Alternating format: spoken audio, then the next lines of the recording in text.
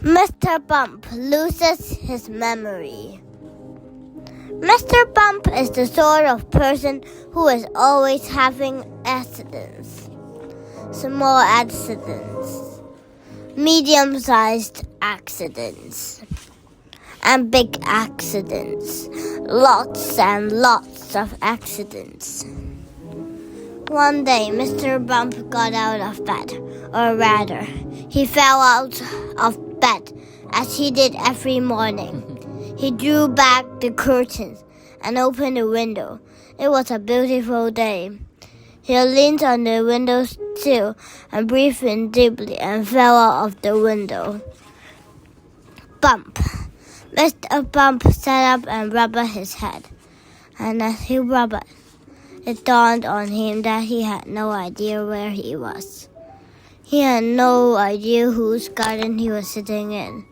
He had no idea whose house he was sitting in front of. He has no idea who he was. Mr. Bump has lost his memory. Mr. Bump walked up to his garden gate and looked down the lane.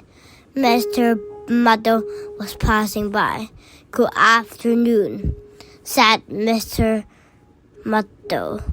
"As you and I know, it was morning."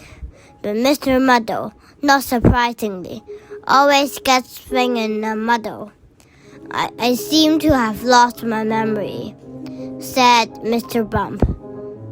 "Do you know what my name is?" "You're Mr. Careful," said Mr. Muddle. "Thank you," said Mr. Bump.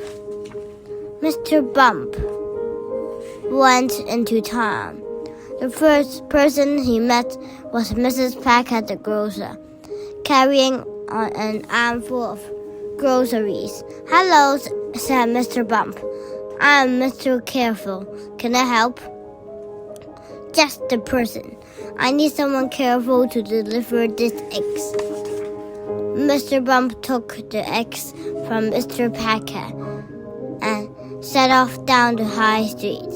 And because he was Mr. Bump, he slipped and fell on the eggs, breaking all of them. "You're not all that careful, are you?" said Mrs. Packer. "Sorry," said Mr. Bump. He walked on past the dairy. Mr. Bottle, the manager, came out. "I'm looking for someone to drive the milk float," he said. "What's your name?" "Mr. Careful," replied Mr. Bump. "Perfect," said Mr. Bottle. "I need someone careful to do the milk round." Mr. Bump set off down the road. As he rounded the corner, he hit the curb and the milk float turned over, smashing all the milk bottles. "Well, that wasn't very carefully done, was it?"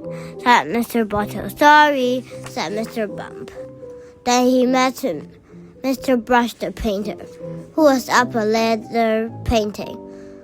"Hello," said Mr. Bump. "I'm Mr. Careful.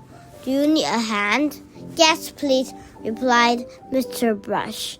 "I need someone carefully to pass me that paint pot." Mr. Bump began to climb the ladder, and being Mr. Bump, he fell off and the pot of paint landed on his head. Mr. Bump went for a walk.